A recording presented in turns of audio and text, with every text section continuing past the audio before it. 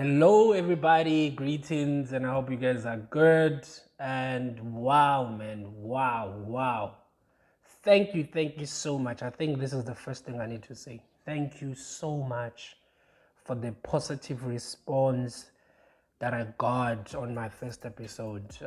Super thrilled, amazed, so happy, encouraged to make sure that I continue to put out shows and make sure I put out content for you guys. So thank you so much for starting the year with me. We did an episode where we spoke about how to receive feedback and how you can deal with it and everything. So thank you so much for engaging with that.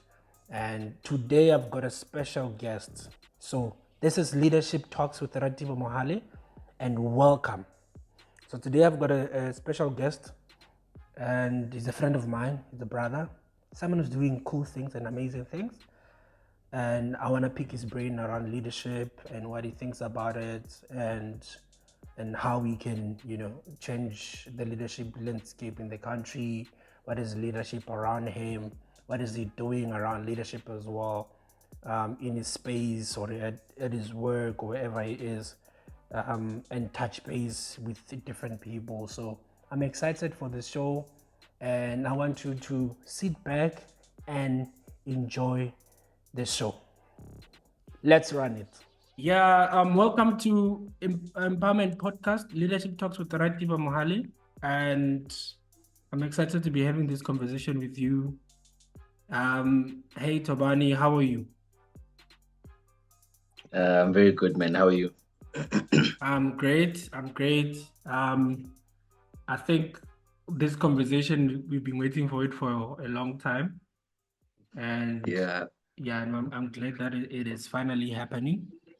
And to have you and let me chat. Probably some of the conversation that we had them, off record. Yeah, that's what I was thinking.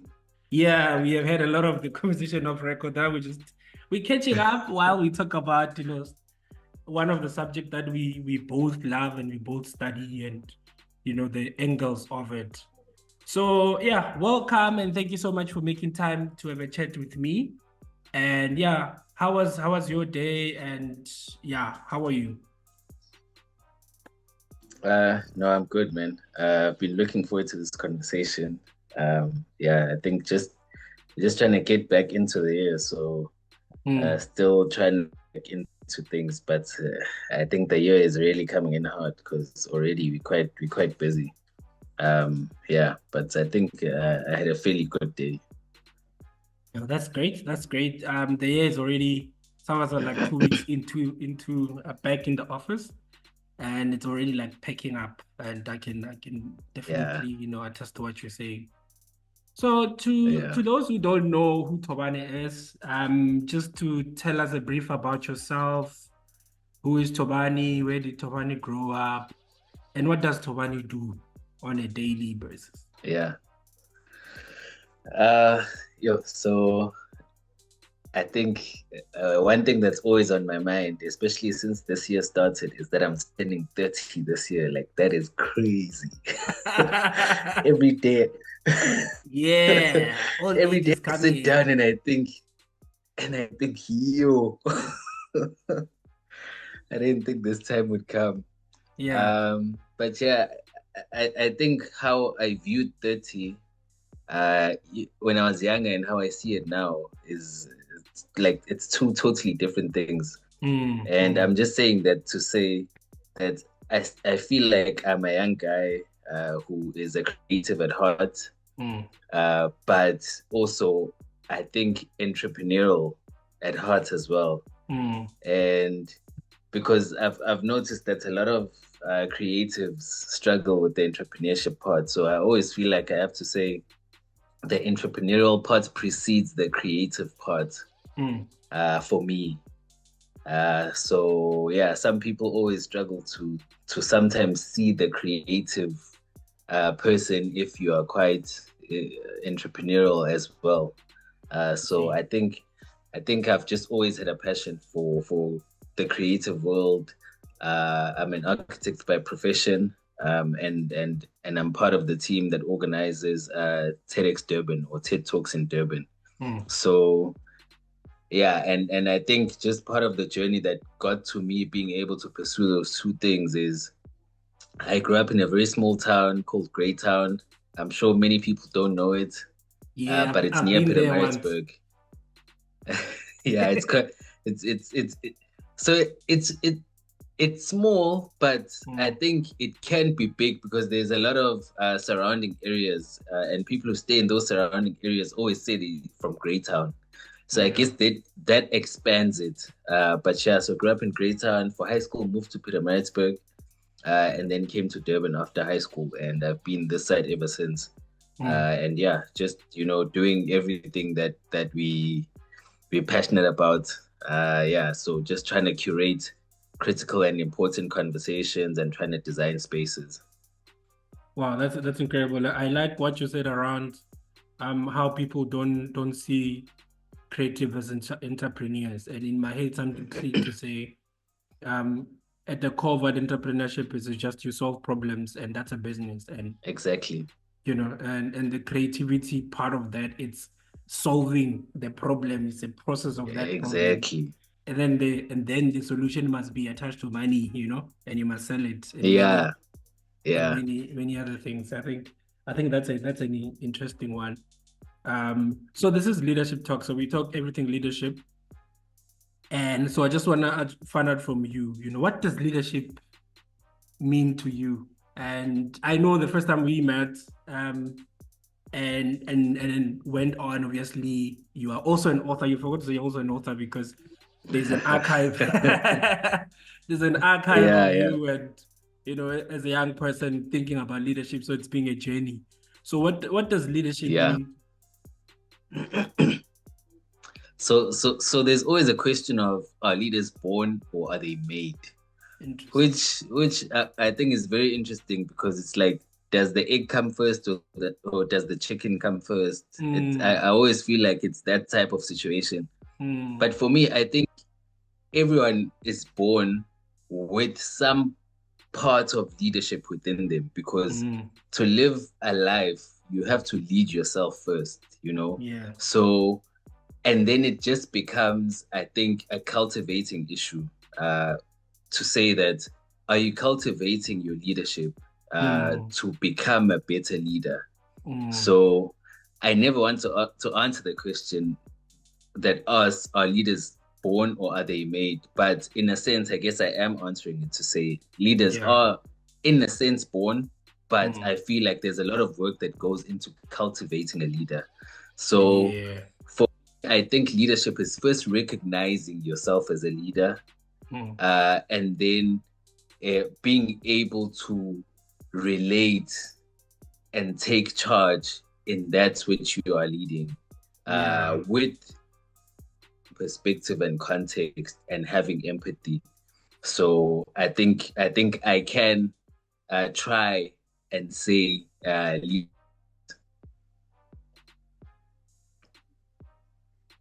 Yes. yeah. I'm not sure if I answered you. But yeah, so it's that, and also just that you're a leader to yourself first before you're a leader to anyone else. Yeah, definitely. I think you touched on something that I like as a conversation, where you were saying whether you know are leaders born or created, and Yeah, just to double down on that, I think it's also another question that one has been grappling with it. And I saw a quote because I was reading a book recently, and it spoke yeah, about good leadership. It says, are the competency leadership competency inherent, or do you need yeah, training to be a good leader? So I'm yeah, like, yo, okay, this thing comes back again right now. So, yeah, and I agree with you on saying there are traits that you are born with that can never be yeah, taken away from you. Some people are born yeah, good orators, speakers, and you have to speak as a leader, so it incorporates that speaking part. Some people yeah, there's integrity that you cannot learn, right? yeah, So at the core of that yeah, integrity, there's ethics, there's being an ethical person. Then it translates into when you pursue leadership and you see yourself of that, then you carry over those values. So Yeah. yeah, I think they are good Be, values that you are born with. before we continue, sorry, Yes, I just have a thought. yes, You're mentioning being ethical as one of the critical leadership qualities. yes, This is something that I always debate with people. yes. Would are all leaders ethical? For instance, like a gang leader, is it not a leader? Is that person not a leader? I think that's something that is Mm, always a very interesting debate, because that's not an ethical practice, but the mm, person can be quite a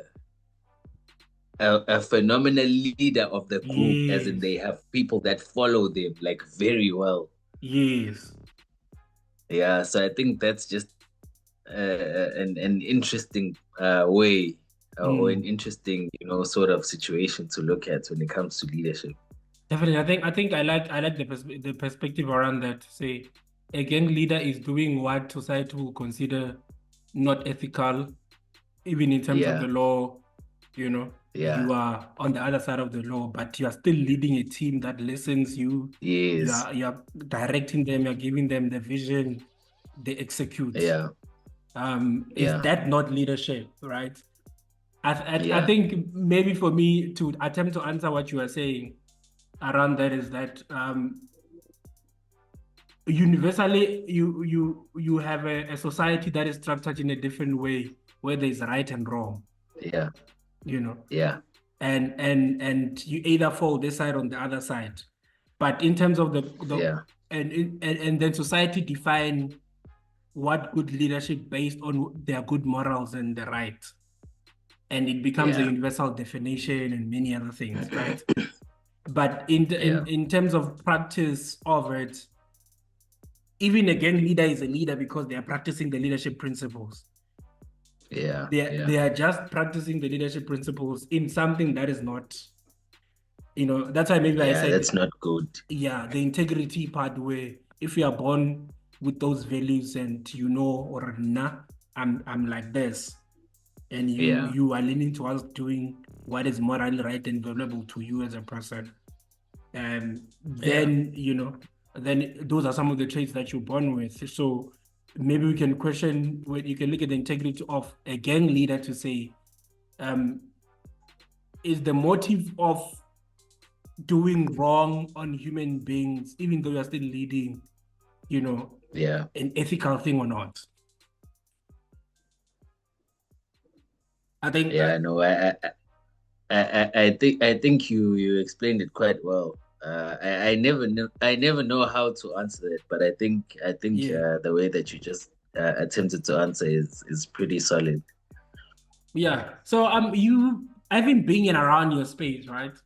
You speak a lot around perspective, and I heard you mentioned it right now.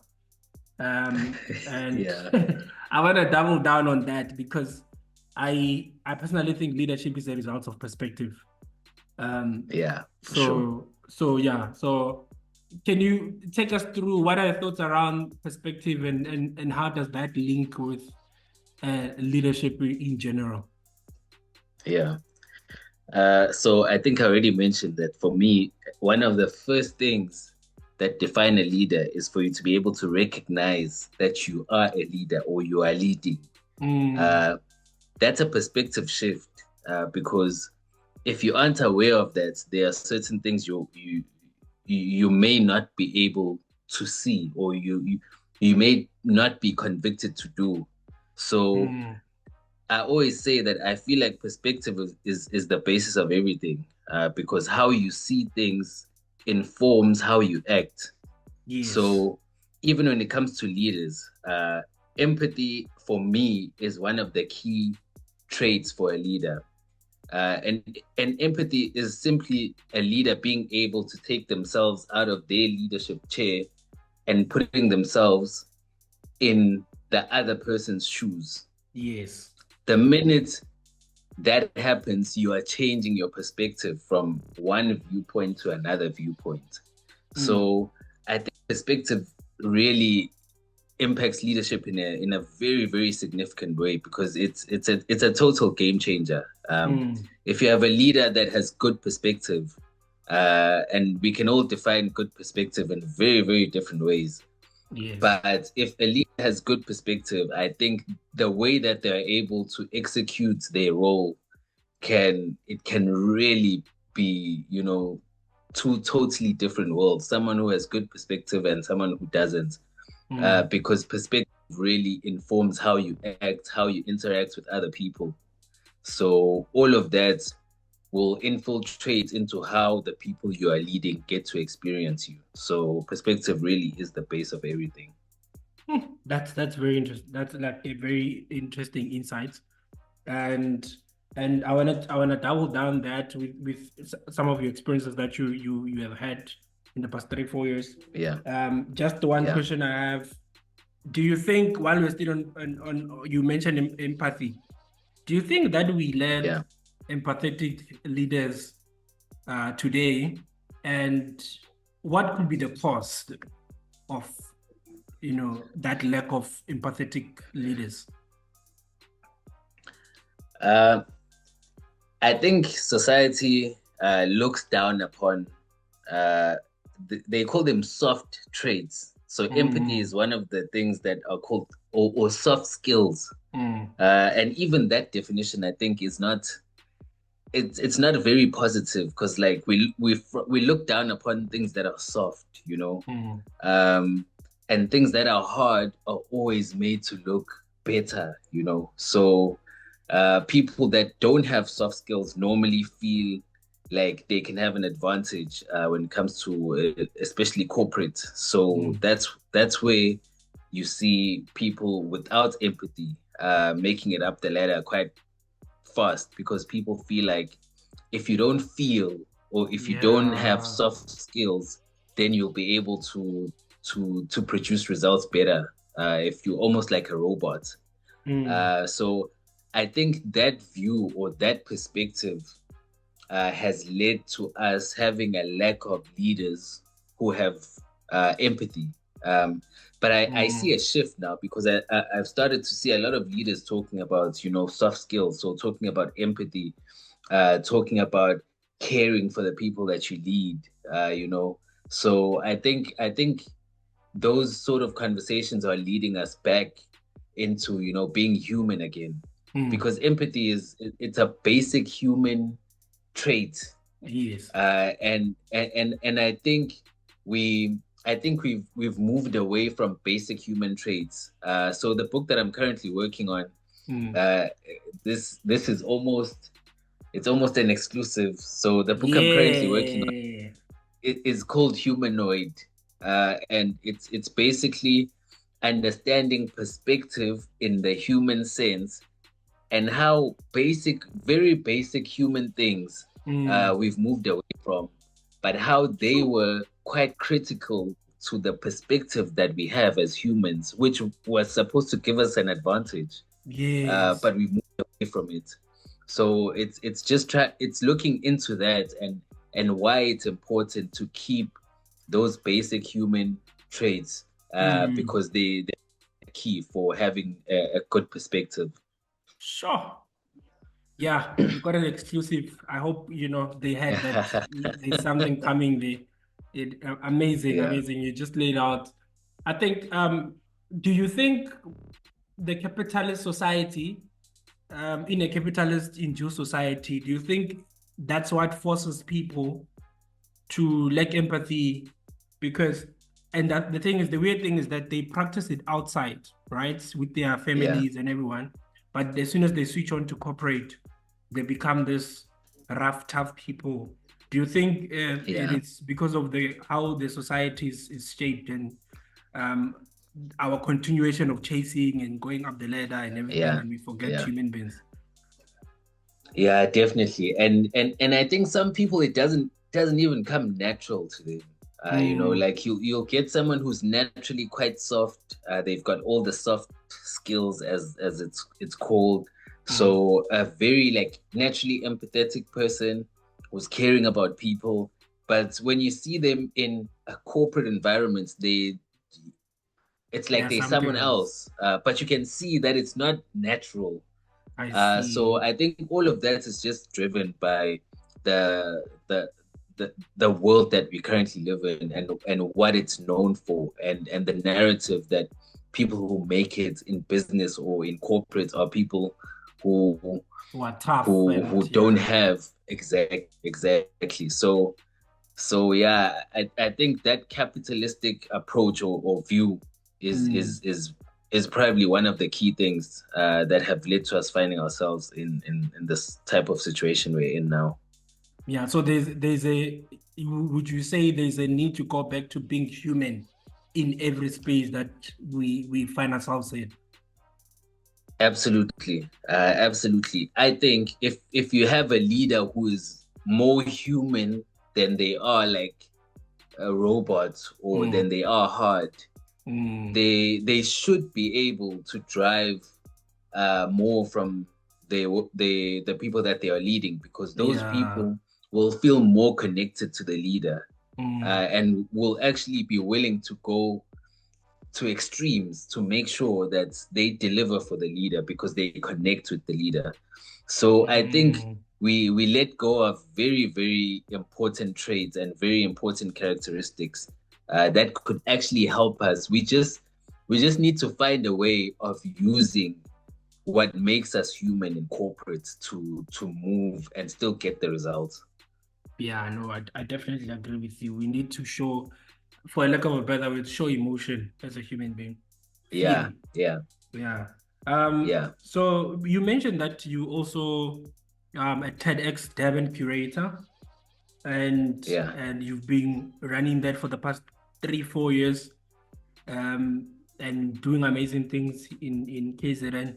So in terms of your leadership perspective shift, as you mentioned it, how has you running the TEDx changed your perspective on leadership, and what are the how has the experience been, and how has it helped you to look at leadership in a different light? Uh, so I think that's been one of the most challenging things I've probably ever been part of. Growing an organization from ground up, putting together a team. Mm, It's doing something that's literally bigger than you, bigger than anything you've taken on before. mm, So it's been a real challenge, but I think a key thing that I've learned from the whole process is there's a quote by a Stoic philosopher, mm, Epictetus, who um, maybe I'll share the quote. mm, The quote goes, "Are within our power, while others are not. mm, Within our power are opinion, motivation, desire, and in a word, whatever is of our own doing. mm, What's within our power are our body, our property, our reputation, and in a word, whatever is not out of our own doing."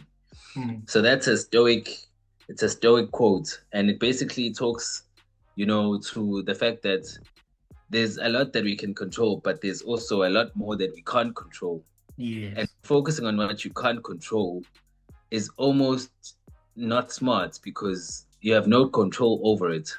So Mm, you need to put your energy in anything that you can control, sure. and just try to work on that. So I think that's one of the key things that I've learned over the journey of TEDx and whatnot. It's Mm, to try and focus as much energy as you can on the things that you can control, and yeah. not dwell too much on the things that you can't. Like for example, Mm, you work very hard to try and get sponsors and whatnot, and sometimes you're unsuccessful in doing so. yeah. But it doesn't always mean that that was your fault. Mm, Sometimes people really genuinely don't have budgets. That's not within your control. So you can't focus too much on something like that because you can't really control it. yes. So your job is to just keep doing and keep pushing and keep trying and keep knocking on the next door. And when when whatever opportunity it is that's meant for you, then that door is gonna open. But you can't Yeah. control which doors actually end up opening. So I think that's one of the key things that have been quite a significant lesson. Yeah, that's amazing. I think it's in the practice of leadership where you get to learn what it Yeah, actually is, and I think that's a great experience.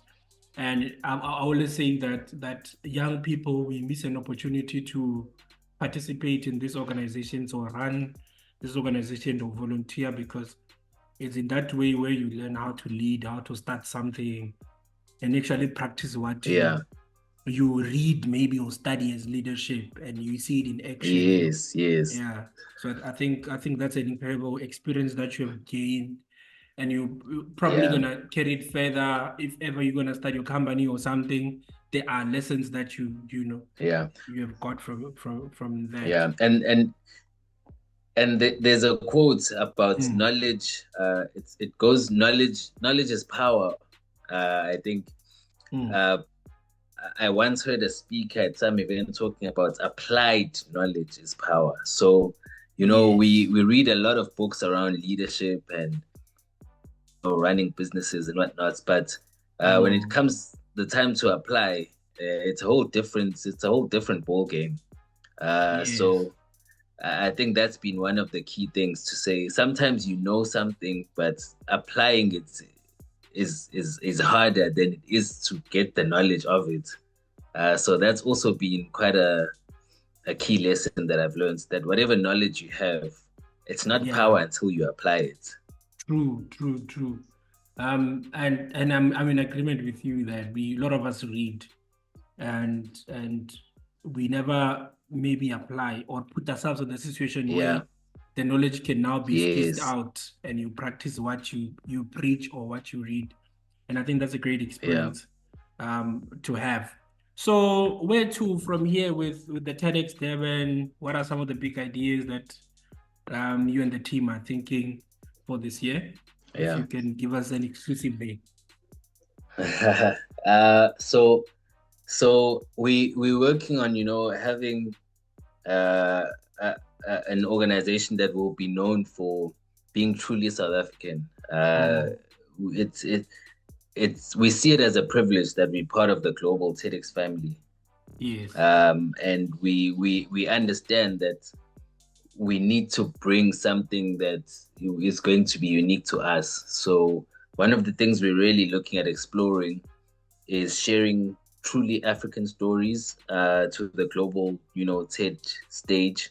Yes. Um, and one of the key ways we're looking at doing that is to have talks that will be in vernacular languages. So, like, have a talk in Ooh. Zulu, Yeah. have a talk in Xhosa, Sepedi. Also, those are some of the plans that are in the pipeline.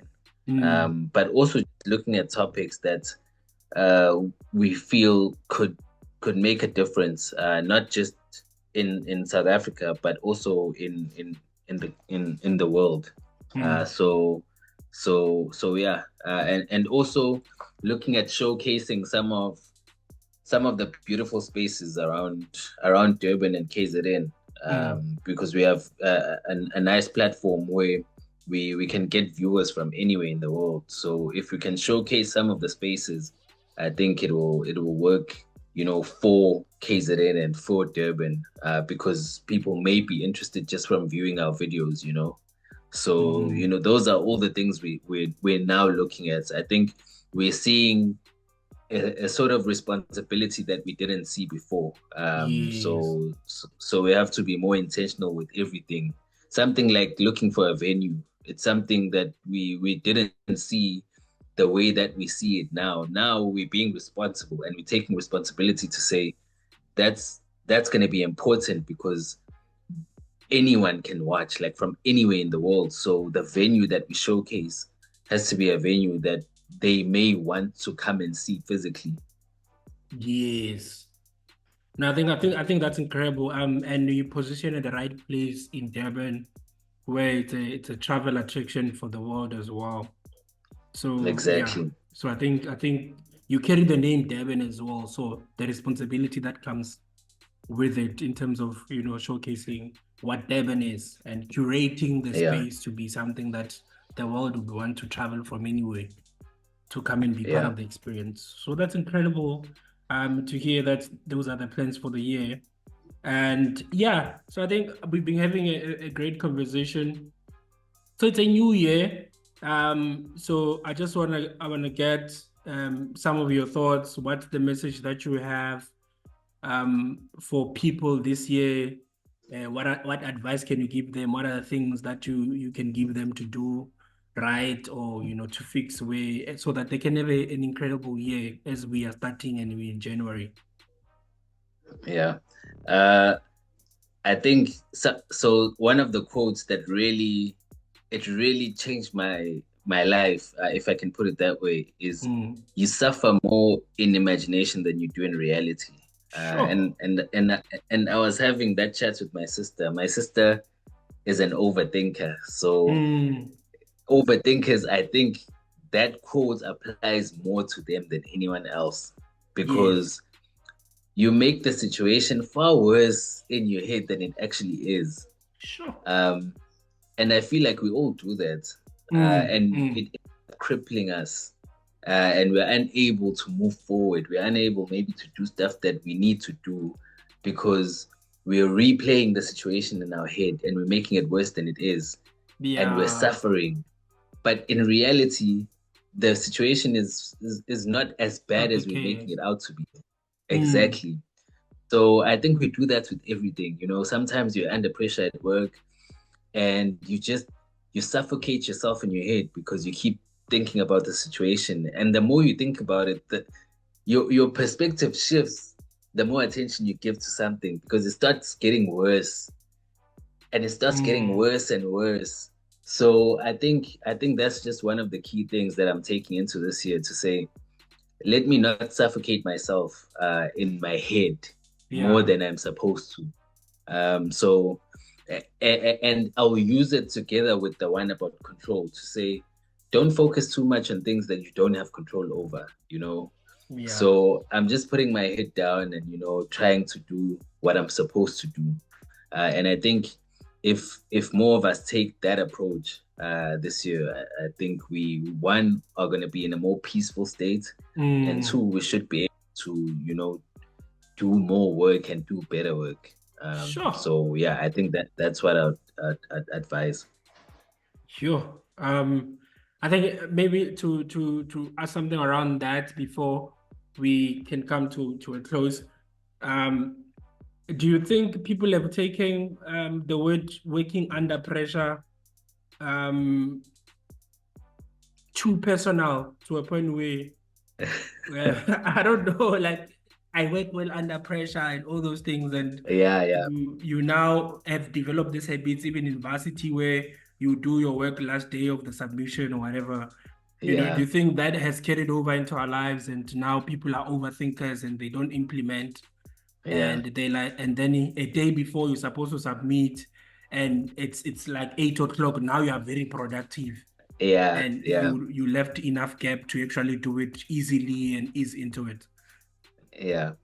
So I think first thing is we don't really, a lot of people, I'll say we, but a lot Mm, of people lack accountability. So the working under pressure thing most of the time is you waited until late to start whatever you're yes. supposed to be doing, you know. But then you don't take accountability for that. So you, the thing about things that you don't take accountability for is they don't get better. Like you don't improve in those things. Yes. So if you don't take accountability for starting late, you're Mm, always going to be under pressure because you're not, taking that responsibility to say, no, I need to do better here. Like I'm under pressure because of myself. yeah. So I think that's part of the reason why a lot of people, end up being under pressure, or sometimes it's just overcommitting yourself. Mm, And I think I've also struggled with that. It's trying to do too many things all at the same time, and not understanding that, you need to live a balanced life. mm, And the more balanced you are, the more productive you are. So if you're never in a balanced state, then everything feels like you're chasing. So yeah, I think that adds to the pressure as well. And sometimes the pressure is not as much as how it feels, but Mhm. because you're not sleeping as well, you're not resting as well as you're supposed to, it feels worse than it actually is. So yeah, I think that's probably part of why certain, sometimes it feels like you're always under pressure. Sure.